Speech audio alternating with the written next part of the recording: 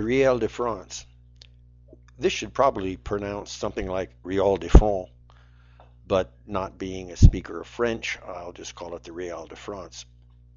This is a Mediterranean war galley driven primarily by oars, although it also could sail. They were really rather ineffective as weapons of war in that the cannons in the front had to be aimed by steering the ship in one direction or the other.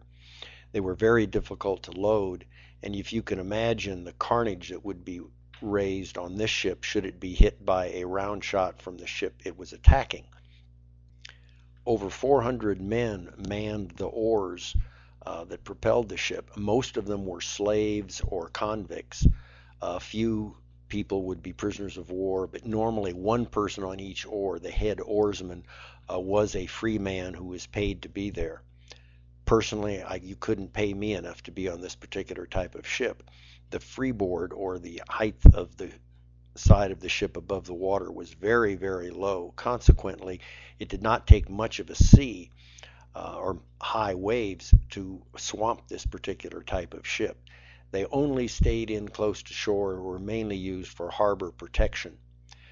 I was able to visit an actual ship very similar to this when we were in Barcelona, Spain, several years ago.